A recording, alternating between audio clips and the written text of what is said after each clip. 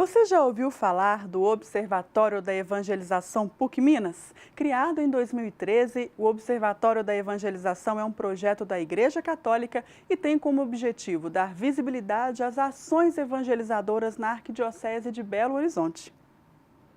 O observatório propõe se consolidar como centro de referência para análise de projetos pastorais, produção de conhecimentos a respeito da realidade social, econômica, política, cultural e religiosa ligados à evangelização. Vamos conhecer um pouco mais sobre essas iniciativas aqui no Circuito Pascom.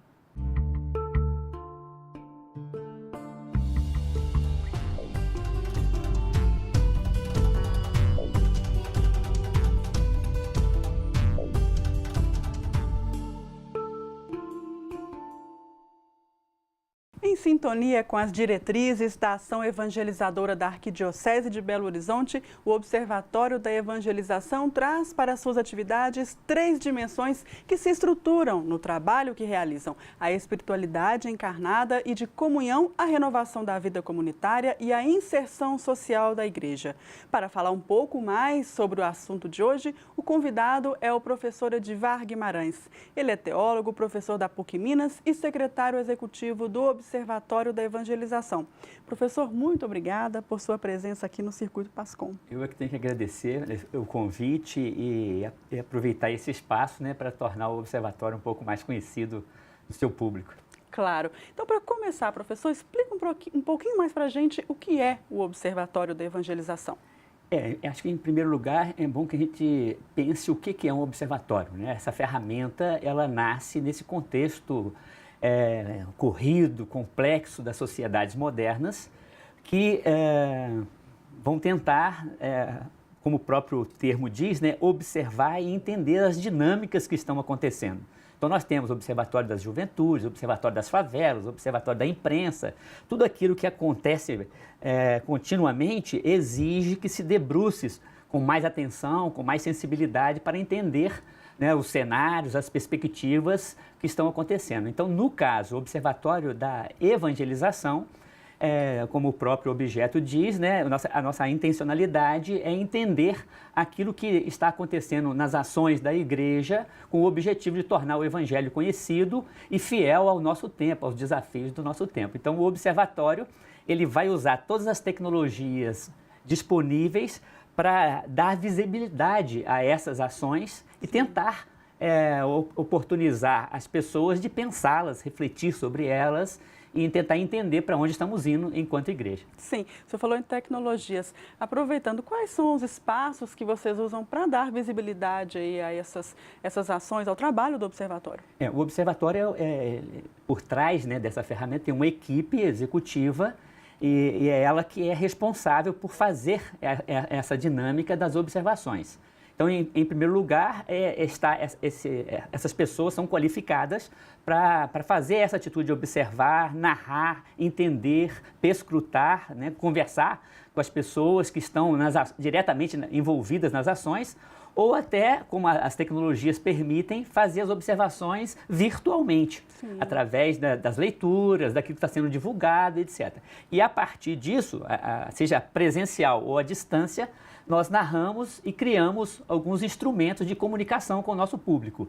Nós temos, né, uma ferramenta principal, que é um blog, onde a gente vai alimentando diariamente e convidando os leitores ou aqueles que utilizam essa ferramenta para refletir sobre as ações. Então, ali é o principal instrumento de comunicação direta. Sim. Mas, além desse blog, nós temos um site mais oficial, mais onde institucionalmente, né, a gente coloca também a serviço dos diversos públicos, né, uma reflexão qualificada para que também essas ações vão sendo conhecidas e utilizadas. Quer dizer, quanto mais o observatório se torna conhecido e divulgue, né, as suas reflexões, mais ele cumpre o seu papel. E hoje não poderia ficar de fora das redes sociais. Nós temos também a presença no Facebook e tenta também ali, nessa dinâmica diária, fazer chegar às pessoas que utilizam as redes sociais as reflexões que vamos fazendo, as observações que vamos concluindo. Perfeito. E quais as principais ações do Observatório da Evangelização o senhor destacaria hoje, dentre várias que vocês já devem ter trabalhado, observado? Nós estamos num contexto eclesial macro muito interessante, né? Nós estamos com o Papa Francisco, né, fazendo aí, estamos celebrando 5 anos do seu magistério, onde ele tem criado todo um projeto de reforma da Igreja, tentando recuperar, né, o espírito do Vaticano II, mas ao mesmo tempo, né, que a Igreja se torne mais de acordo com as demandas, as urgências, os desafios do nosso tempo. Então ele tem empreendido uma dinâmica própria e isso tem sido muito interessante, muito fecundo, então nós estamos de olho. Quer dizer, isso para falar assim, em termos de visão mais macro, a equipe executiva está antenada com o que o Papa está fazendo, está falando, onde que ele está indo, né, onde ele está provocando as igrejas particulares, né? Então, esse talvez seja o que mais dá prazer da gente observar e se encantar como teólogo, né, e ajudar os cristãos a pensarem. Depois, como nós estamos situados, né, dentro da Arquidiocese de Belo Horizonte, né, aqui pela PUC Minas, nós temos um olhar todo especial para essa igreja particular. Claro. Então, nós já temos aí acumulado uma série de observações, de ações muito criativas, que tentam responder, por exemplo, ao desafio de evangelizar em contexto urbano. Nós temos, por exemplo, o movimento das pequenas fraternidades, foi uma primeira experiência que debruçamos sobre ela, e é muito interessante, porque ela cria uma dinâmica de crescimento na fé cristã dentro desse contexto mais verticalizado, né, de bairro de classe média, quem está envolvido nesse movimento se sentiu reconhecido com as nossas observações, com as nossas provocações. Então, o observatório ele também não acaba as suas observações, né, porque as ações estão acontecendo. Então, cabe a esse grupo executivo estar sempre de modo recorrente, voltando, vendo as coisas novas que estão saindo, os novos desafios, né? Então, citei do Papa Francisco, uma local, mas tem coisa assim muito interessante. Estou me lembrando aqui os deslocamentos que fizemos até Belo Vale para observar uma comunidade tradicional, quilombola, que tenta, né, inspirada pela fé cristã, fecundar a sua luta pela demarcação de sua terra, pela conservação da sua identidade, pela sua cidadania ser reconhecida por todos, né? Então é muito interessante a gente se aproximar. Vocês conseguem até resgatar culturas também com esse trabalho, né? Exatamente. A fé cristã, ela só pode ser anunciada e vivida dentro da cultura, né? E é uma pena quando, por exemplo, cristãos queiram ou desejem, às vezes assim, reduzir o cristianismo a apenas uma cultura. Por exemplo, o contexto de hoje de reconhecimento do pluralismo, da diversidade cultural, da diversidade religiosa, faz com que o Observatório tenha aí também um nicho muito interessante, de perceber como que nós estamos lidando com esse mundo globalizado, onde a própria globalização da fé, ela é vivida de muitas maneiras e em muitas instituições diferentes. Claro. Né? Perfeito, professor. E quais as perspectivas que o Observatório traz para a sociedade quando observa, então, essas novas ações evangelizadoras? O interesse primário do Observatório, né, é dar visibilidade exatamente e preferencialmente às ações que estão dando certo.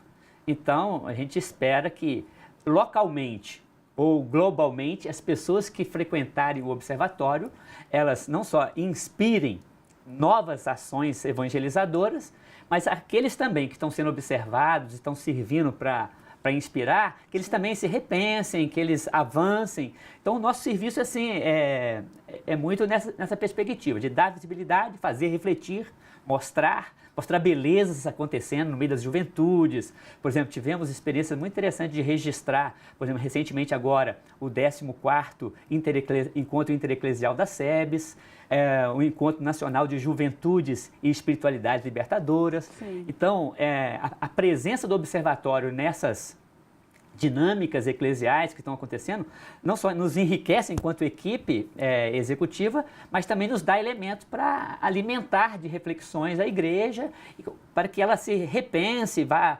ampliando a sua capacidade de ser fiel ao Evangelho na contemporaneidade. Perfeito, professor. Então, aproveitando que o nosso público maior, inclusive, é das pessoas que trabalham a comunicação nas paróquias, nas comunidades de fé, a gente gostaria, então, de pedir que o senhor dê aí o seu recado e fale como que as pessoas podem passar as informações sobre novos projetos de evangelização, novas ações evangelizadoras. Como é que eles fazem para te passar isso aí? Eu quero começar esse recado a partir da nossa conversa, da chamada para esse programa, né? Sim. Eu acho que a PASCOM e o Observatório têm que andar de mãos dadas, né? Vocês, com essa tarefa de aprofundar, dinamizar a comunicação, pode nos ajudar a localizar aonde estão acontecendo ações significativas e entrar nossos endereços eletrônicos. Sim. E sugerir, olha, está acontecendo um trabalho com juventude muito interessante, com círculos bíblicos aqui na minha paróquia, ou nessa região episcopal, venham ver, né? Precisa de ter alguém que desperte a equipe executiva para que ela vá em direção. E mais do que nunca, quem está envolvido, né, pode ajudar, que o Observatório é uma ferramenta coletiva para que a gente não esqueça ou não passe despercebido da igreja como um todo ações interessantes. Por exemplo, desafios de chegar até as juventudes, de fazer pensar, por exemplo, como que o evangelho pode ser um fermento de construção de uma sociedade mais justa.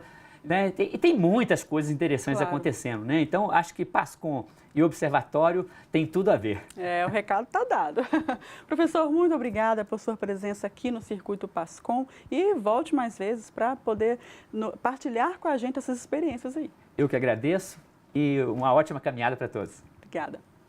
E o Circuito PASCOM vai ficando por aqui. Em breve, você vai poder conferir este programa na nossa página lá no Facebook. É só digitar Circuito PASCOM. E se você tem sugestões, envie para o nosso e-mail pascombh@arquidiocesebh.org.br. Até mais!